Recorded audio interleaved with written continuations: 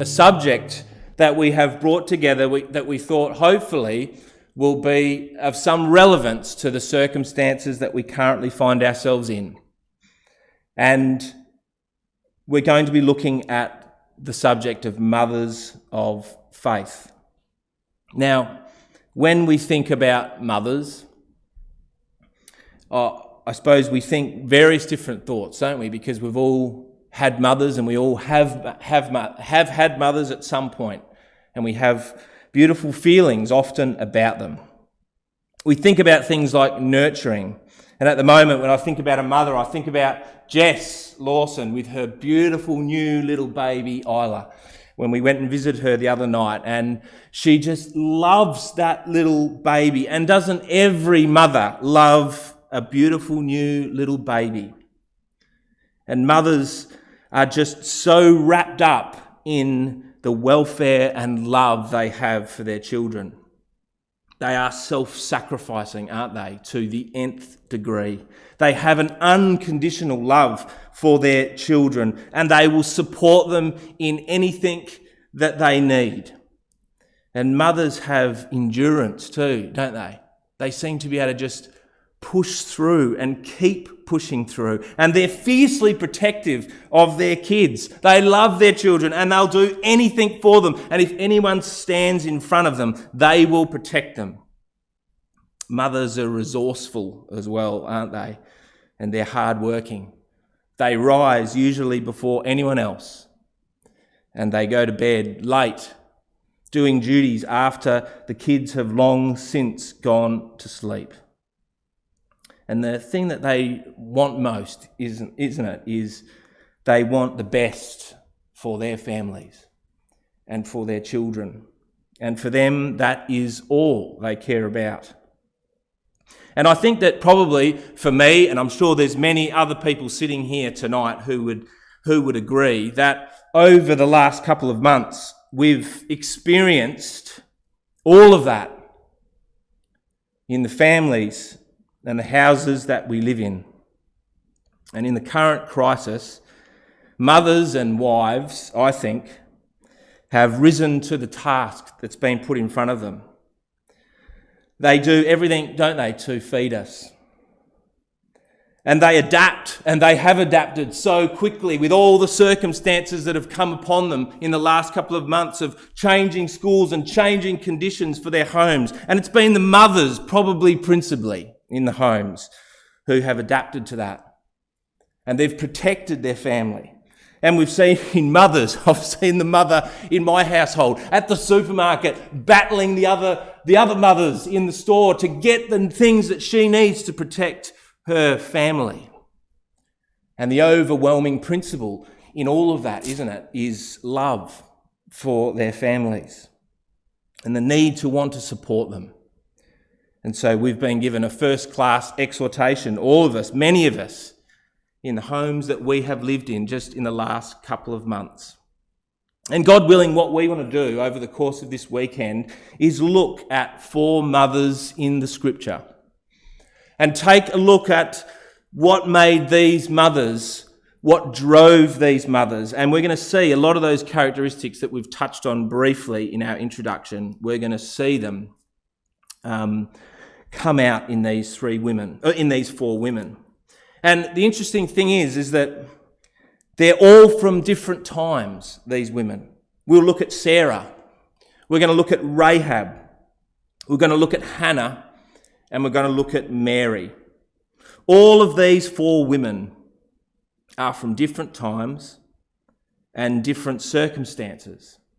And they faced different challenges and different trials that came upon their life and different difficulties. But they are linked, all of these 4 women, and hopefully we'll see ourselves linked in these stories as well. They are linked by the common thread of their faith in their God. And we're going to see this faith grow in those women despite their different circumstances and different times that they live in. And this faith that will grow in them was the thing that came to define them more than anything else. And then once it defined them, it drove them into action for their families and for everyone else that they came in contact with. And all of us can learn from that, can't we? All of us hopefully can learn from the faith developed in these 4 women that we can apply to our own personal circumstances and the circumstances of our family life. Now, tonight we're briefly going to look at the wonderful woman Sarah in the record. And we're going to try and do a sweeping look at this woman and how she fits in the record, and particularly how she grows her faith. And hopefully we can see in this record some things that will jump out at us personally about growing our own personal faith in the circumstances that we find. Now, we first meet Sarah in Genesis chapter 11. And this record of her life and the life of her husband Abraham is a full record. It's an extensive record of all these things that happen to these people, this beautiful couple. But what we find when we look at this woman, Sarah, is that she is there with Abraham right from the very beginning of this story. If you look at verse 29 of Genesis chapter 11, it says this, and Abram and Nahor took them wives. And the name of Abram's wife was Sarai, and the name of Nahor's wife was Milcah, the daughter of Haran, the father of Milcah, and the father of Issachar. So we meet Sarah and Abraham here in the land of Ur. And we read that Sarah is right there in the beginning of this story. And what we find, I think, when you think about the record of Genesis, or particularly these early chapters about Abraham and about Sarah, quite often the life of Sarah is overshadowed by Abraham. And when we think about chapters like chapter 12 and 13, because they contain some of the first principles and such important promises given to all of us, the record can be overshadowed by this man Abraham. But you know what? Sarah is always there. She is constantly in this story, always with this man Abraham. And so we find when we read in Genesis chapter 11 there, when they first got the call to leave Ur and travel to this strange place which they didn't know in the land of Canaan, Sarah was there with Abraham. And she was called with him to go to this strange land. It wasn't just Abraham that was called. Sarah was called to leave everything that she had known as well. And she was 65. She's about halfway through what her life of 127 years were. And she'd lived all those 65 years in that land of Ur. And that's all she knew. And she had family there, and she'd grown up and gone to school there. And she'd worshipped the gods that were there. And she had the customs that were associated with that place. And so for her to leave Ur, her call was as great as Abraham's was, wasn't it? In fact, maybe it was even greater. Because when you think about Abraham, part of his family answered the call and went with him. But Sarah, she only had part of her family there. And perhaps she had to leave the other part of her family behind. And so she embarks on this moment and this journey together with Abraham. And every part of this journey they did together. They were called together. And they were given these promises together. And they would have talked about these promises together and what they meant for their family and for their future. And they would encounter on this road, and the road when they got there, they would encounter difficulties that they would have to face together. And they would learn to grow in family life together. And there's that beautiful picture, isn't it, in Genesis chapter 18, where they were preparing that meal together when those angels came and visited them. And we have a picture there of what this couple was like and how they worked together. And finally, they grew in faith together. And that's what this story is about ultimately. It's about how the faith and trust in God grew in this couple together. And then finally, in Genesis chapter 25, we read that they were buried together. in that hope that they'd come to trust in. And they still lie there in that cave of Machpelah, awaiting the resurrection. See, this story is not just a story about one man who was called. This story in Genesis is a story about companionship. It's a story about partnership. It's a story about going through ups and downs of life together and holding on to our faith. And many of us who are listening here tonight have partners that God has given to us to share that road. And if we don't have partners, we have friends or companions that God has given us for the spot that we are in our journey. And it might be our family or our brother or our sister. And God has also given us our ecclesial family that are all here tonight in different places. And he's given us that family and those companions that we might embark upon this journey of faith together. And that's what this story teaches us, that this journey of faith is so important to be walked together. And these two individuals helped each other on that road. They were companions together walking. Because the road was not always nice. In fact, it was often difficult. And almost straight away when they embark upon this journey, they discover that there is trouble that comes upon them. They embark in Genesis chapter 12. They leave Ur and they get to the land of Canaan. And almost as soon as they arrive in the land of Canaan, there's this enormous, severe famine which hits that land. Now, you would have thought, wouldn't you, that God, who had called Abraham and Sarah to leave and go on this enormous journey to come to the land of Canaan, that when he got there, he would have made things easy.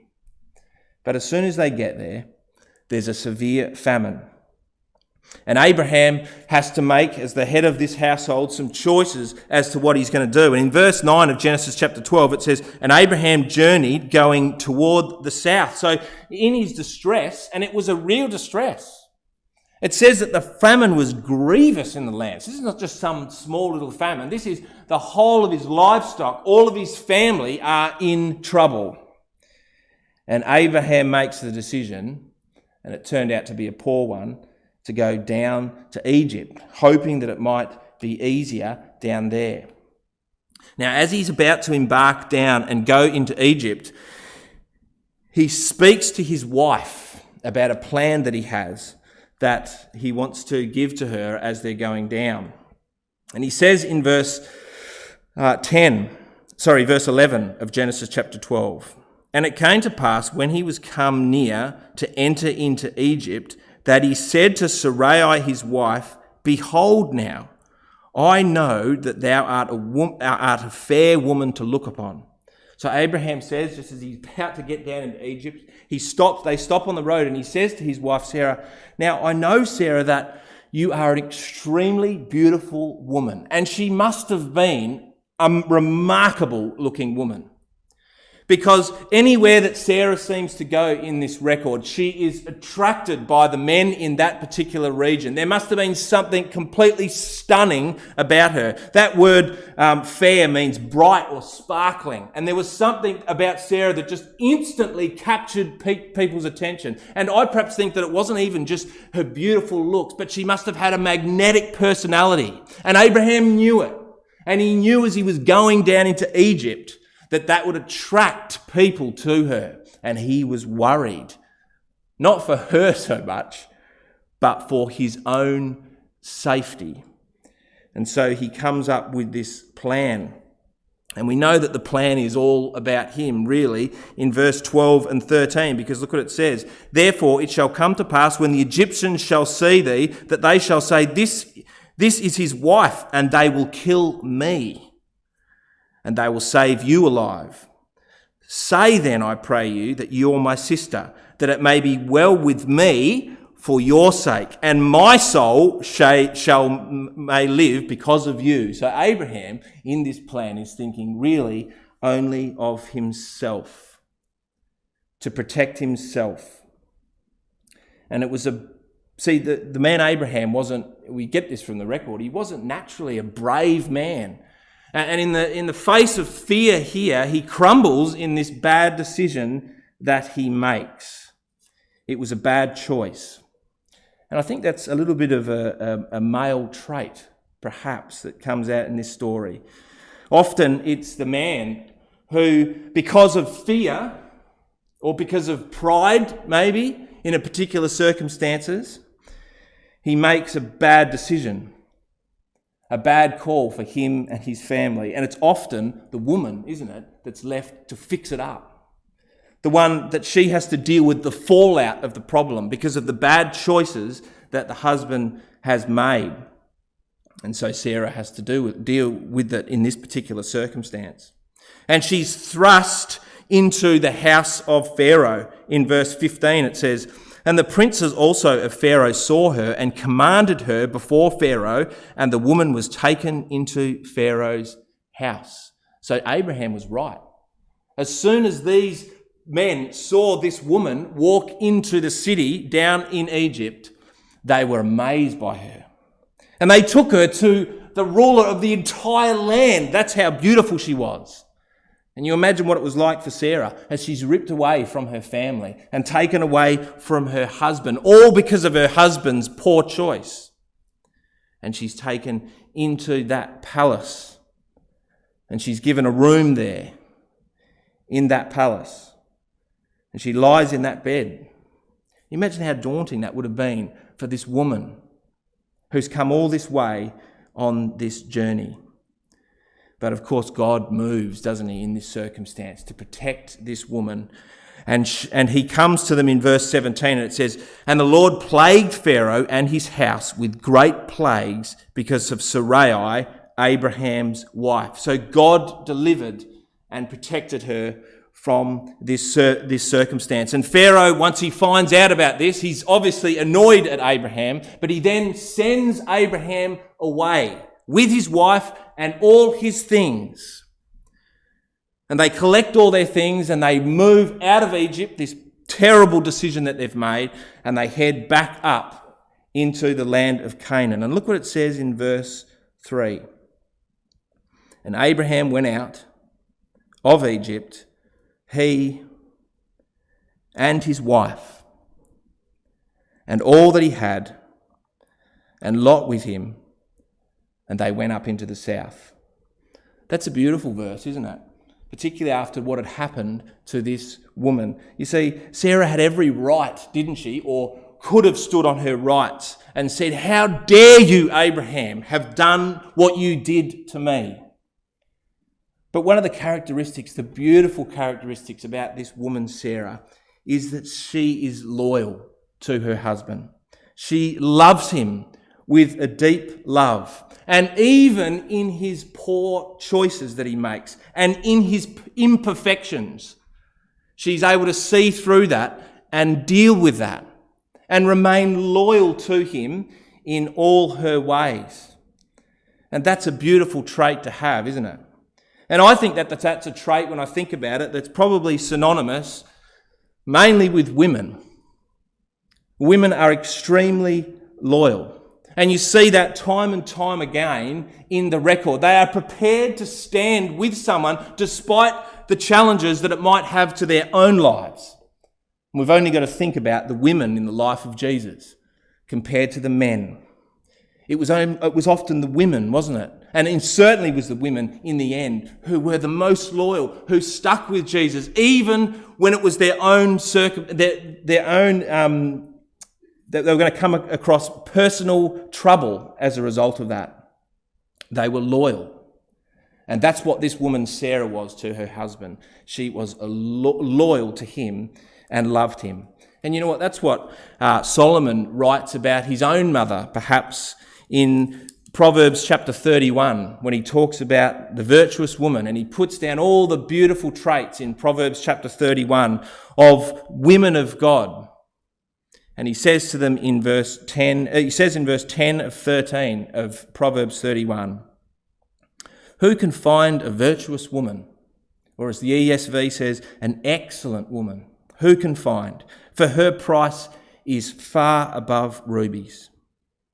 The heart of her husband doth safely trust in her, so that he shall have no need of spoil, and so will do him good and not evil all the days of his life.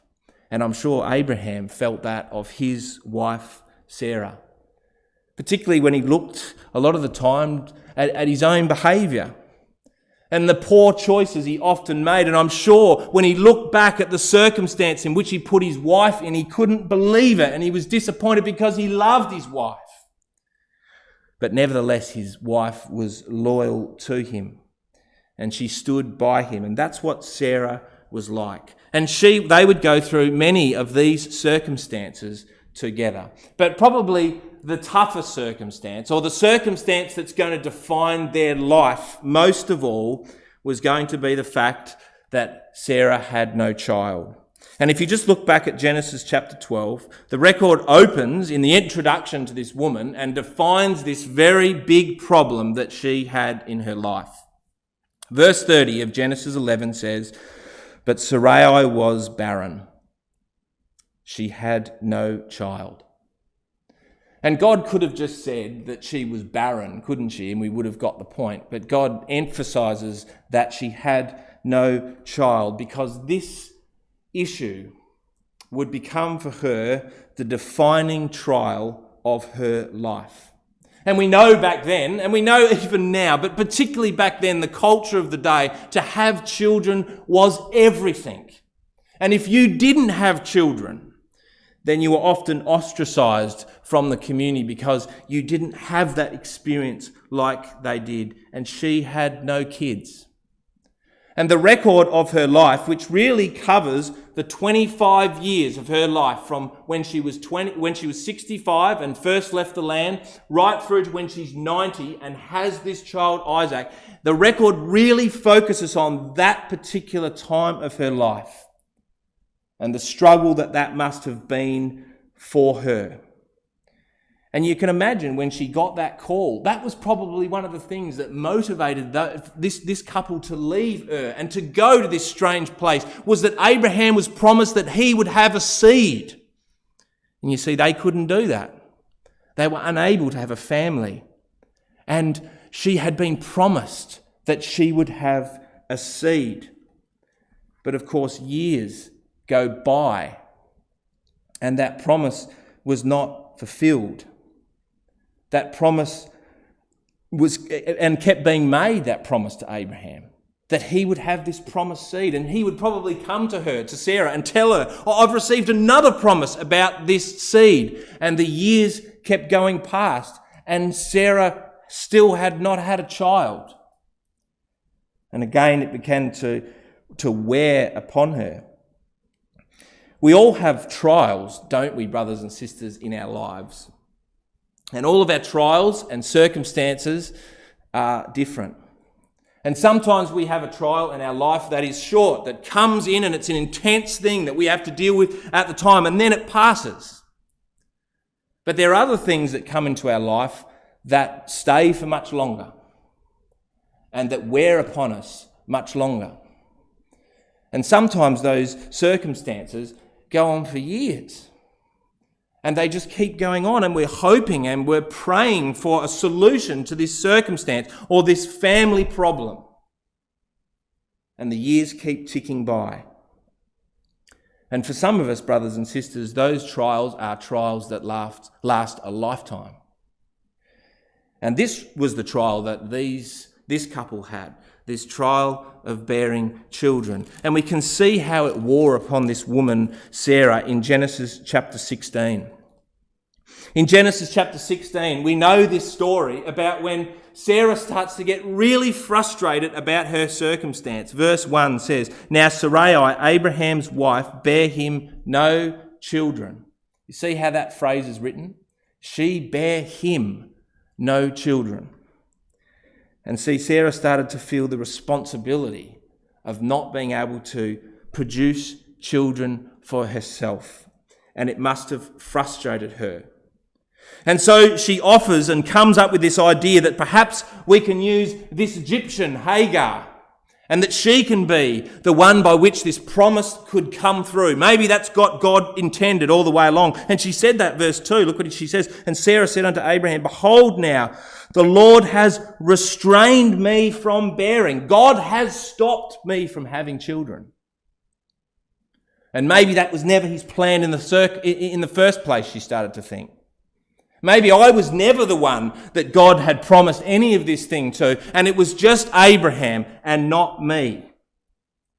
Maybe it's going to be through this woman, Hagar, this Egyptian woman, that God would bring his promise. And the reason why she started to think that way is in verse 3. And Sarai, Abraham's wife, took Hagar, her maid, the Egyptian, after Abraham had dwelt 10 years in the land.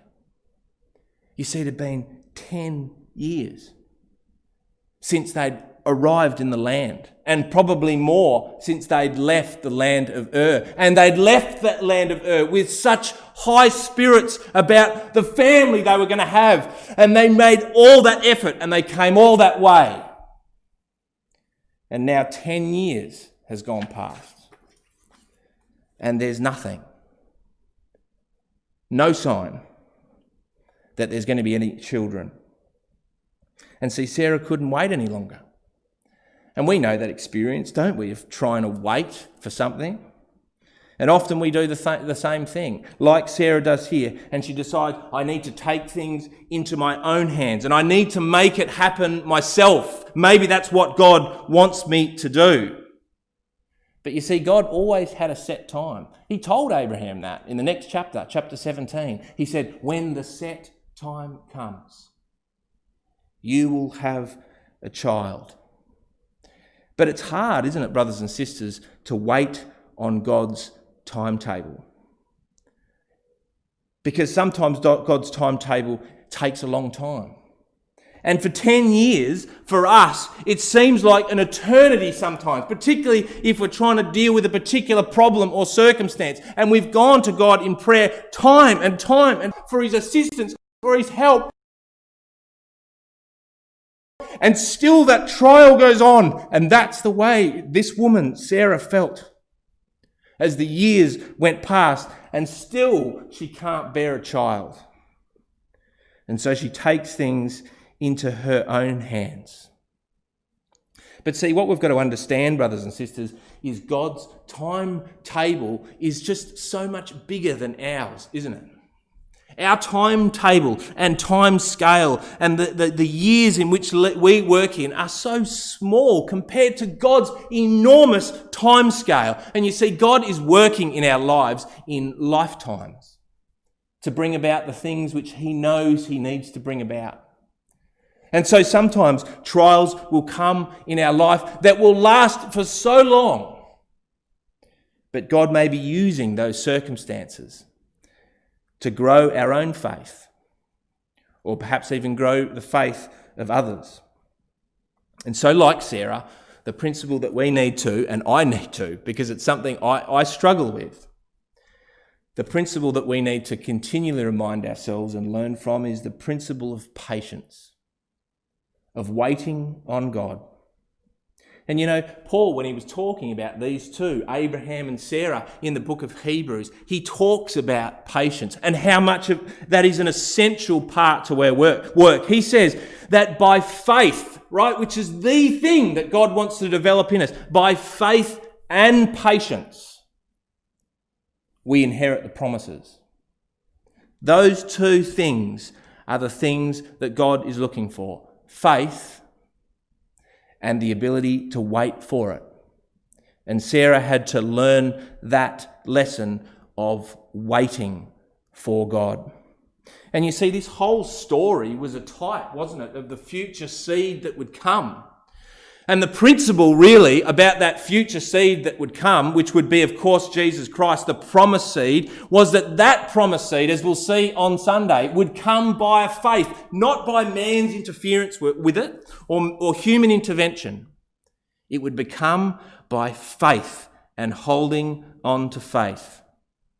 And you see, God uses life circumstances to develop faith and trust in his power. And he's doing it here with this woman, with this couple. He's using the circumstances in their life to build and grow a faith and trust in him. And he does that with us. He uses our circumstances and the places and the trials that we find ourselves in to grow our faith in him and our trust in him and not in ourselves. And you see, that's what God's going to do with this couple. He's going to grow this faith. And we see that in these chapters from chapter 17 through to chapter 21. And you know these chapters, chapter 17 and chapter 21 of this story, such a huge part of this story, they all happen in 1 year. The other couple of chapters from Genesis chapter 12 through to 16 cover those 25 years of them waiting, and then 17 to 21 is going to hone in on what happened in that last year in the lead up to the birth of Isaac. And now they'd been 25 years in the land, not just 10. And still Sarah is waiting for that child. And still Abraham is waiting for that child and wondering how on earth these promise him. But you see, God comes to Abraham specifically in chapter 17, and he says to him, he'd already come to Abraham in chapter 15, and Abraham had said to him, maybe the promises aren't going to come by me. Maybe I can use Eliezer and he can be the promised seed. And God had said, no, Abraham. They are going to come through your body. And then Sarah had thought, hadn't she, in that previous chapter, that maybe it's just Isaac, it's just Abraham and not me. But God comes to Abraham in Genesis chapter 17, and he says that it will be Sarah who through these promises also would come. And he says in verse 15 of chapter 17 to Abraham, and God said unto Abraham, as for Sarah your wife, thou shalt not call her name Sarai, but Sarah shall her name be. And then he specifically gives this promise to Sarah. I will bless her, and I will give a son also of her.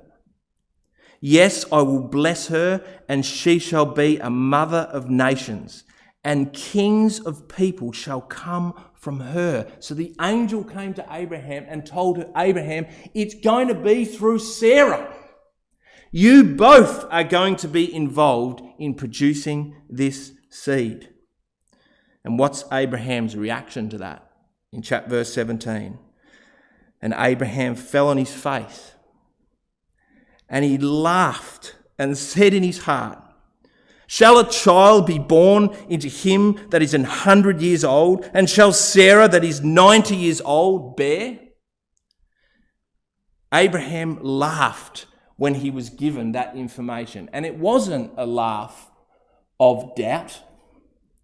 It was a laugh of absolute joy as he understood, maybe for the first time, the extent of how this promise was going to be brought about. And he laughed with joy deep down inside his heart as he saw for the first time all of God's plan together.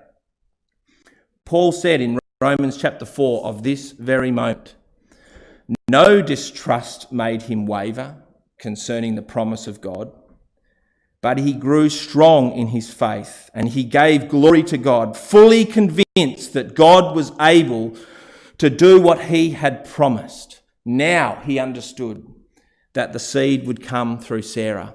And then God sends a message to tell Sarah the same thing. And that, of course, happens in Genesis chapter 18. And the angels specifically are sent as they come, and the couple entertains these two strangers, unawares initially that they were even angels. And they come to deliver this message to Sarah, that she was indeed going to, despite her doubts, bear this child. And they come and they say that in verse 9. And they said unto him, where is Sarah your wife? And he said, behold, she's in the tent. And of course they knew that she was in the tent, because they're angels, they know everything. And they knew that she would be listening as they gave this message. And the angel said, I will certainly return unto you according to the time of life. And lo, Sarah, your wife, is going to have a son. And Sarah heard it in the tent door, which was behind him. She was listening very intently to what the angel said. And she heard that angel repeat that promise with her own ears, that she was going to have a son. And the record tells us this in verse 11. Now Abraham and Sarah were old and well stricken in age, and ceased to be with Sarah after the manner of women. You see, now, in the circumstance in which she hears this message, not only is she barren and cannot produce a child, as she is known for all of those 25 years, but now she's grown so old, the record tells us, that she doesn't even have the mechanisms in her body anymore working to produce that child. And we can imagine Sarah in her hope over those years, while she was still able to have that child, thinking that perhaps any day as the years went past that God was going to make that child grow in her. But now, when she saw her body dead and no longer physically able to produce children, she'd given up all hope that that would happen, because now it was humanly impossible, and all natural hope had gone that she could bear a child. And because of that going around in her mind, verse 12 says that she laughed within herself. She laughed. She didn't even laugh out loud, but when she heard that message, she laughed within herself. And we can imagine her doing that, can't we? And it was a different laugh to what Abraham laughed. It was a laugh of unbelief as a result of what she knew the condition of her own body was. And the key word in that verse is she laughed within herself. Because she now, when she looked at her dead body, she thought, how could God work with me in this circumstance? And it was almost a feeling of an inadequacy when she heard that message and just laughed that how could that be possible in me? How could God work this miracle in me? And it wasn't, brothers and sisters, I believe that she didn't believe and still trust in God. But sometimes I think it's easier for us to believe that God can work in the lives of others. And even at a macro level, he can work in his purpose to fulfill it in all the world. But it can become harder, and perhaps hardest of all, to believe that God is working in my life or in your life, in the intricacies of our problems, that God can solve my problem. That God is able to help me with my children and the struggles that I face with my children every day. And how can God take away my tears and my anguish that I have to deal with on a daily basis? That can become a whole lot more difficult. But you see, that's an important part of faith. Faith is about believing that God can work with us. That's what Paul said in Hebrews 11. He says that we need to believe that God is, that he exists, that we believe that he's this all-powerful God. But then he says we need to believe also that he is a rewarder of me, myself, if I diligently seek him. And that's what Sarah had to come to believe, that God could work in her. And you can see her anguish at the end of that verse when she says, in the end of verse 12, and Sarah laughed within herself, saying, after I have waxed old, shall I have pleasure, and my Lord also? Is God really going to give me this pleasure? And you can see in those words, it's such a sad end to that verse, because you can see in those words that Sarah had already given up hope of that happening, of that pleasure ever coming into her life. And she almost stopped opening her heart to the possibility of that because she didn't want to be disappointed by it. She didn't want to be let go again. And she thought, I don't want to open my heart to the possibility that maybe I'll have a child again when it might not happen. You see, she limited God and his ability. And sometimes I believe, brothers and sisters, we can limit what God is able to achieve in our lives. But the angel moves to tell her that anything is possible with God. If you believe in him, anything is possible. Anything is possible in our own lives, in the problems that we face. Anything is possible in what God can do with our family and with our children, in bringing our children back. Anything is possible, says the angel, if you can only believe.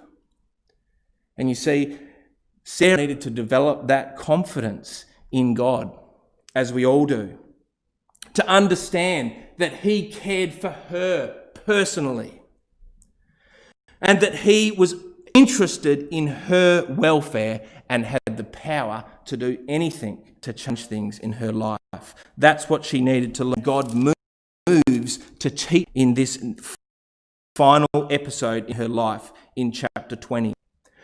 Chapter 18 and chapter 19, we have the destruction of Sodom. And that would have been terrible for Abraham and Sarah, wouldn't it? That destruction, because their own family was involved in that. And it was only Lot and a couple of his daughters, and they probably didn't even know at that time that they had been saved. And there was all this probably aftermath of what happened. And as a result of that, chapter 20 says that Abraham moved with his wife and they said, we need to get out of here. And they went south again. And we know that they had trouble when they went south the first time. And Abraham does the same thing. He falls into the same mistake again. And he says to his wife, verse 2, and he says to Sarah, his wife, she is my sister. And he has this plan all over again to call her sister, to protect himself and to protect his wife. And we think, how on earth could Abraham make that same stupid mistake again? How could he be so stupid, so foolish to fall into that same trap? But I suppose the first thing is that it was 25 years later.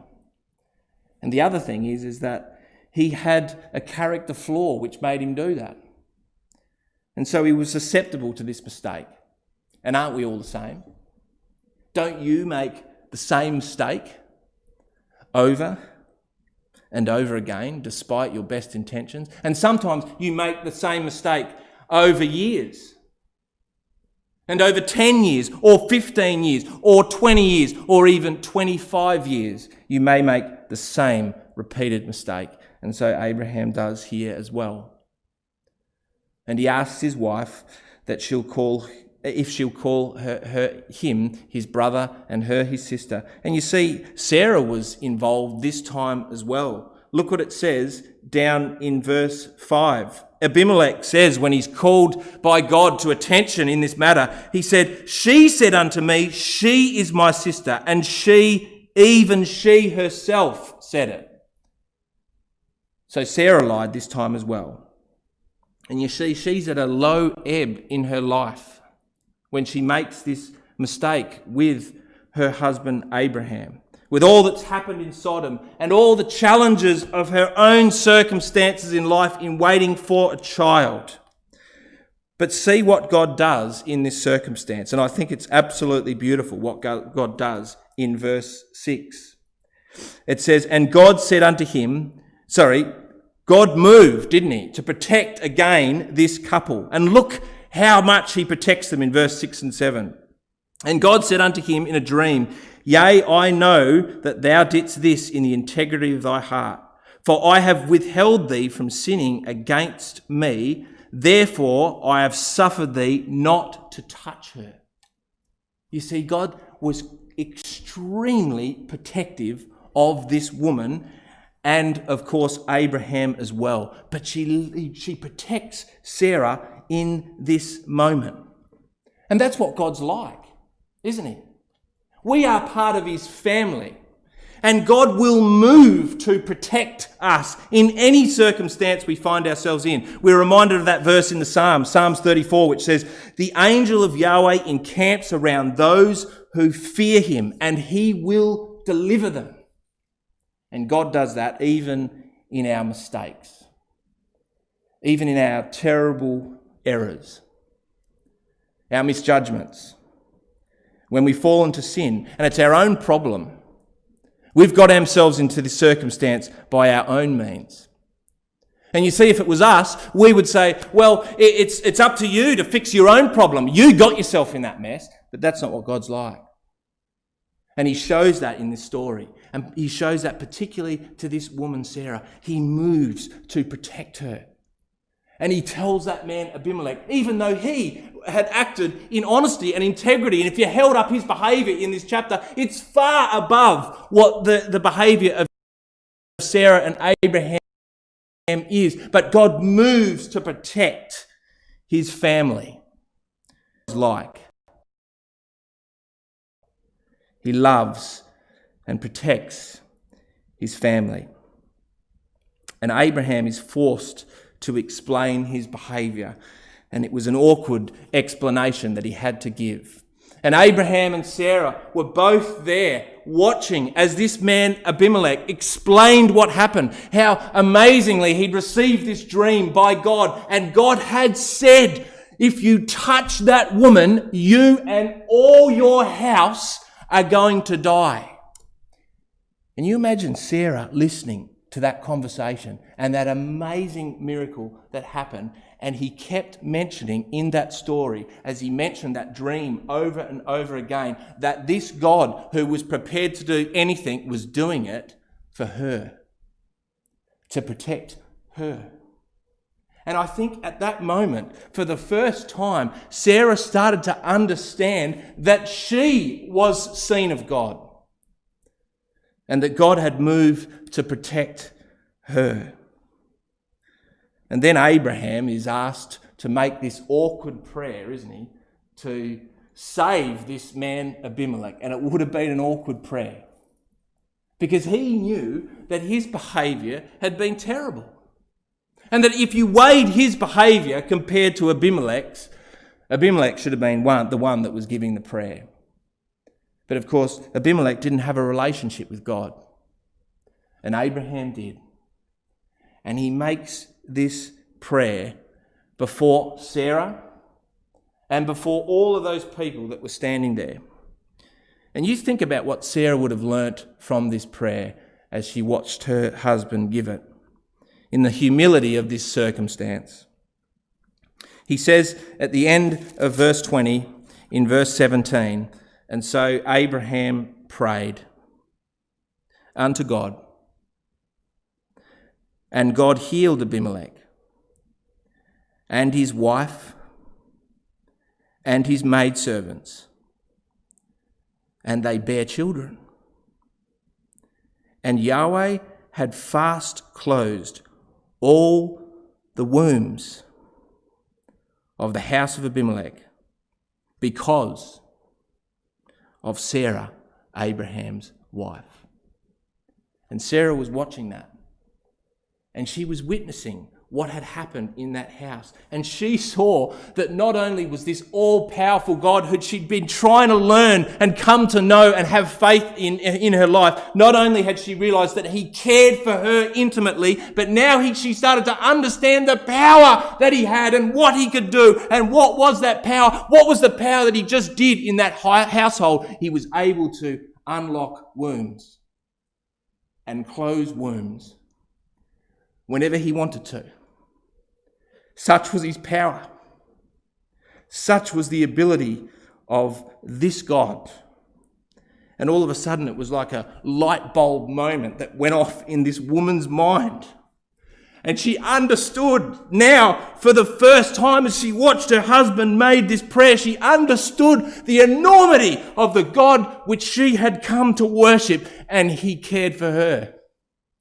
And he knew about her and about her problems and about her issues. And he was able to do something about it because he was a God that could open wombs. And it was via prayer from our husband that those wombs were unlocked. And if God could do it for them, Gentile people who had no relationship with them, then God can do it for me. And so she started to believe in God. And Paul puts it beautifully in Hebrews 11 when he describes the moment in which this woman was brought to in her belief, when he says this: through faith, also Sarah herself received strength to conceive seed and was delivered of a child when she was past age, because she judged him faithful who had promised. And the key word again in that verse is herself. She came to believe that God could move things in her own life. And so she believed. And look at the circumstance by which God brought that about.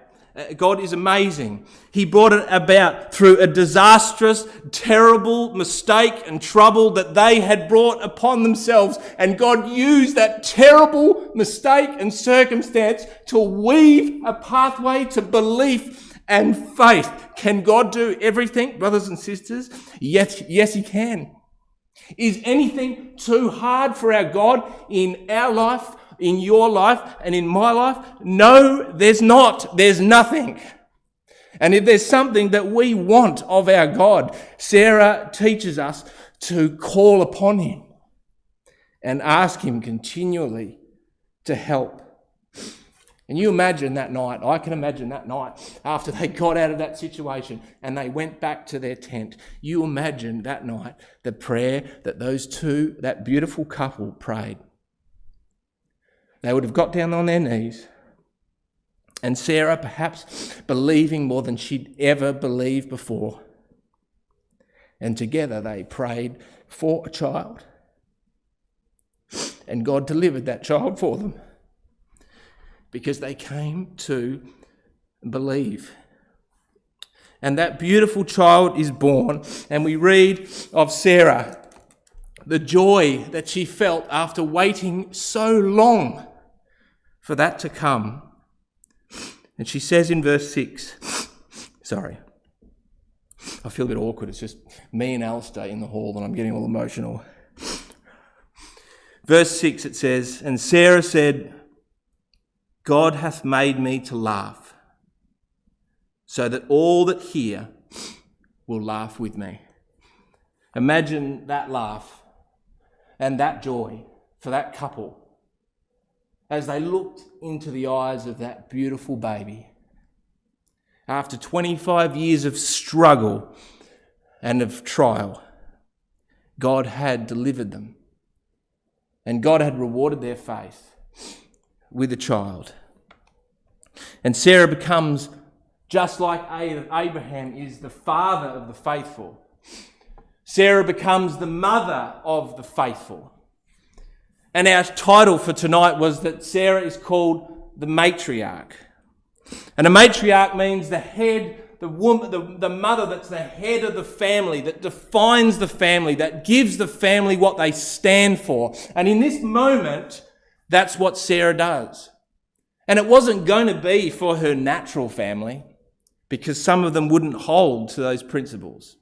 But from her would come a spiritual family. Like her husband Abraham, who became the father of the faithful, there would be a spiritual family that would come from her. And they would be people like brothers and sisters, you and me, who follow in the same footsteps of her faith, who learn to trust and grow in faith with her God.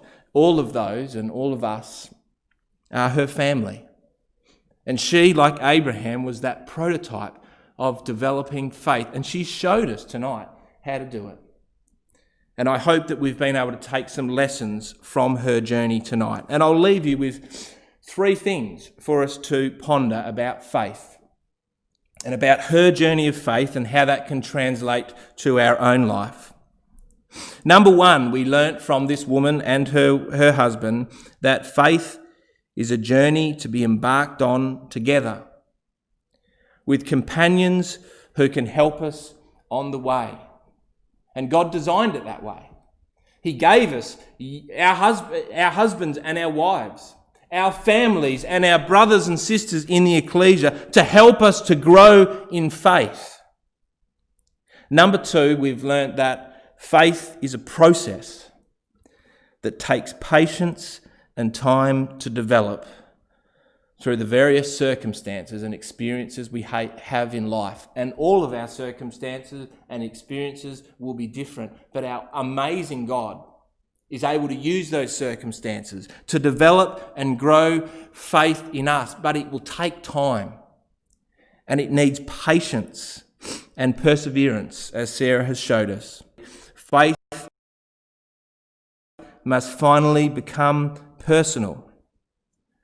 And we must understand that in our faith that God is working in my life and in the life of my family and our families. And he sees your struggle and knows your situation. And we have to learn in that to cling to him and learn to trust in him, knowing that what he's trying to do for all of us is ultimately unite us back together with him. We hope and pray in the near future. 3 powerful lessons that hopefully we've learnt from this woman, Sarah. And hopefully we'll continue to learn from some of the other women that we contemplate over the course of the next couple of days. So that's all I've got for you. Hopefully